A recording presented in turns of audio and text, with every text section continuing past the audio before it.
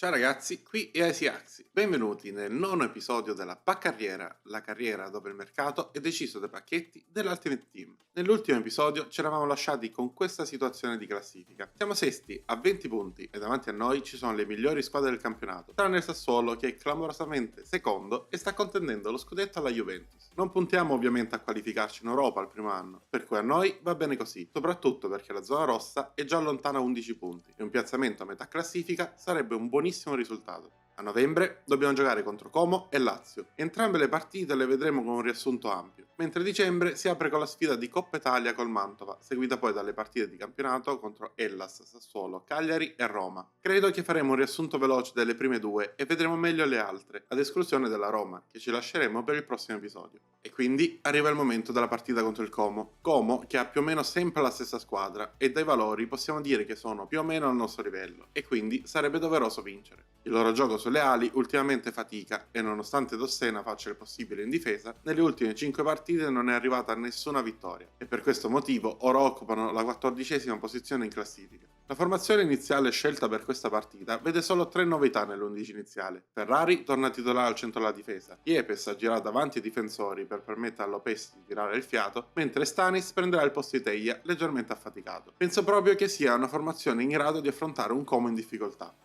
Well, what a game we have in store for you today. The hype has been building all week and we're just moments away from kick-off time. Stay tuned for the live action. Siamo pronti per partire e siamo noi a dare il calcio inizio a questo match. E che partenza ragazzi! E Stanis si smarca e riceve tutto solo sulla tre quarti. Vede Tutino che viene incontro e grazie ad un 1-2 col compagno riesce ad entrare in area indisturbato. Il tiro è ben indirizzato e non lascia scampo da Dodero. Si inchina il nostro giocatore, in effetti l'azione è stata da manuale. Pochi minuti più tardi il Como sfrutta un'indecisione in difesa e rubando palla con Belotti entra in area. Per fortuna il tiro da posizione defilata non sorprende Silvestri. Più o meno la stessa cosa accade dall'altra parte e Stanis ruba il pallone al limite dell'area, si presenta davanti ad Dodero, ma stavolta il portiere è bravo a deviare in angolo il tiro. Si rammarica il nostro trequartista che sa di aver sprecato un'ottima occasione. Sul calcio d'angolo successivo, Mallica sfrutta i quasi 2 metri e colpisce di testa. Ancora bravissimo Dodero, pronto ad avviare il colpo di testa fuori dallo specchio.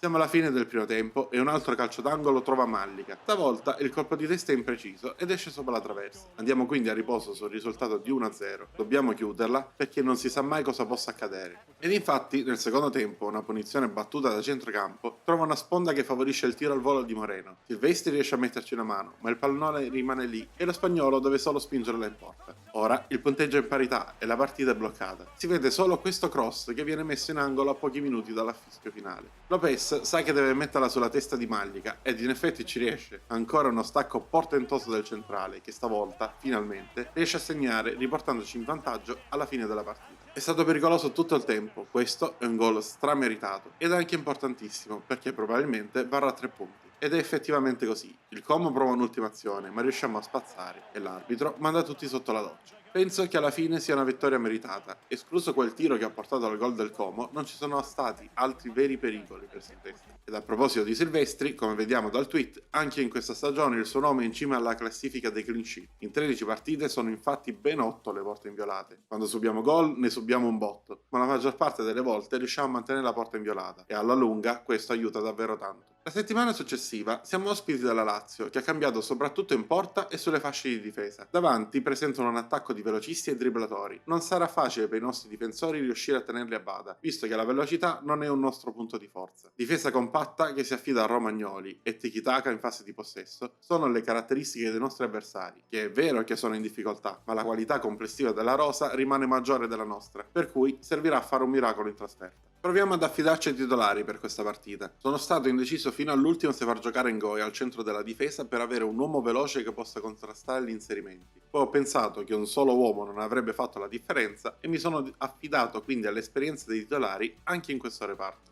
Match day is upon us. Fans are pouring into the stadium. Anticipation has reached an all-time high. All the action here on EA TV. Noslin è pronto a far cominciare la partita. Vediamo come vanno questi 90 minuti. Ed iniziano malissimo perché dopo solo 3 minuti i Saxon hanno la palla dell'1-0, ma per fortuna c'entra in pieno il portiere che se la cava. ma come prevedibile, se la Lazio riesce a ripartire in contropiede, non abbiamo possibilità. Ajari scappa via sulla sinistra, rientra e passa al centro per i Sachsen tutto solo. Stavolta, per l'area della Lazio, è un gioco da ragazzi mette il pallone alle spalle di Silvestri.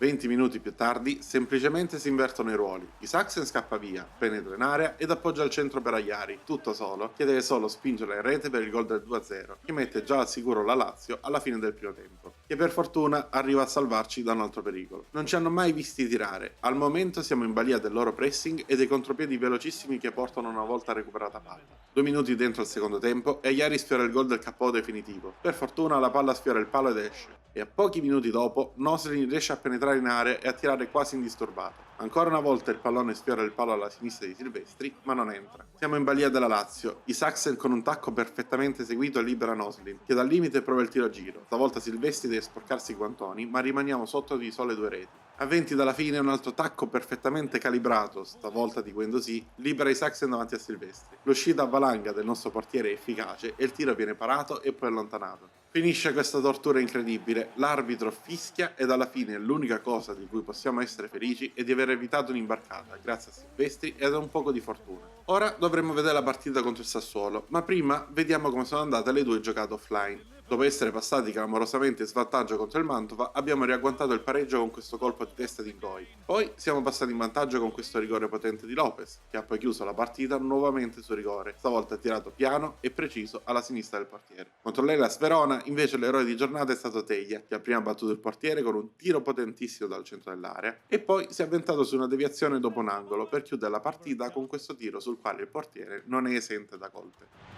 He's gone and found the net! Brilliant piece of finishing! Tornando a parlare del Sassuolo, possiamo vedere qui la loro formazione tipo, che probabilmente aumenta ancora di più lo stupore nel vederli lottare per lo scudetto. Sono praticamente gli stessi che l'anno scorso hanno faticato ad arrivare terzi in Serie B. Ovviamente il terzetto composto da Berardi, Lorientè e Torsved è di tutto rispetto, e nonostante ultimamente abbiano perso 2 posizioni, occupano comunque la quarta piazza. Per non rischiare figuracce in vista di questa partita, evitiamo di stravolgere la squadra. Le uniche novità sono Giordano, che sostituisce il compagno affaticato dalle 4 partite di fila che ha giocato ultimamente, e Ngoi. Questa volta, davanti a un attacco velocissimo e tecnico, voglio provare il belga, che è l'unico in difesa con una buona velocità.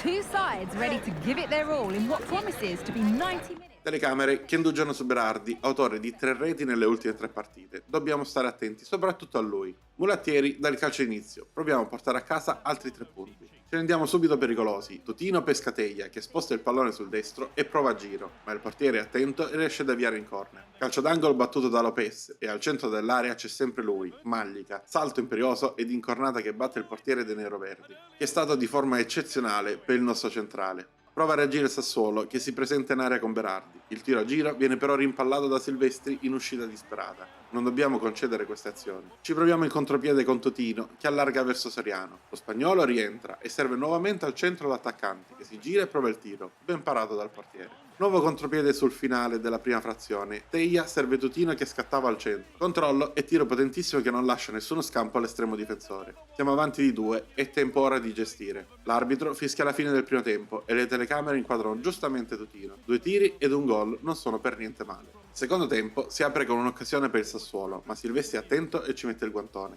Passano pochissimi minuti e stavolta la fortuna ci ha aiutato. Il tiro di Berardi centra la traversa, ma non si insacca, e riusciamo quindi a spazzare via il pallone. Il Sassuolo si è calmato ed ora Teglia ha un'occasione per servire Soriano al centro. Il trequartista ci prova in scivolata, ma nel rimpallo con la gamba del difensore la palla esce sul fondo. Non si vede più molto se non verso la fine. Coda all'ultima occasione del match, ma il tiro non impegna il portiere. Ci prova con un tiro alla disperata il Sassuolo, ma ormai non c'è più tempo. Sulla palla spazzata del difensore, l'arbitro mette la parola fine alla partita. Siamo stati bravi a concedere poco e fortunati in occasione della traversa. Rimangono comunque 3 punti d'oro. Siamo al 21 dicembre ed ospitiamo il Cagliari in questa sfida salvezza. Nonostante il 5-3-2, il Cagliari perde da almeno 5 partite consecutive ed al momento è in 17ª posizione e sono sicuro venderà la cara alla pelle in questa partita. Solitamente si affidano al tiki-taka, ma ho come il presentimento che questa volta sarà diverso. Speriamo semplicemente che Luperto non sia in giornata e ci conceda qualche spazio in difesa. Come contro il Como, le novità nell'11 iniziale sono Ferrari, Yepes ed Estanis, ma stavolta si aggiunge anche Coda, che da un po' non riusciva a partire titolare per un motivo o per l'altro. Well, what a game we have in store for you today. The hype has been building all week and we're just moments away from È kick-off. tutto pronto per iniziare, Code al centro del campo pronto a far rotolare il pallone che darà inizio alle ostilità. Si rende subito pericoloso il Cagliari, che in contropiede arriva a poter mettere un cross al centro, che trova Zappa tutto solo. Il tiro del terzino del Cagliari esce di pochissimo. Siamo salvi, almeno per ora.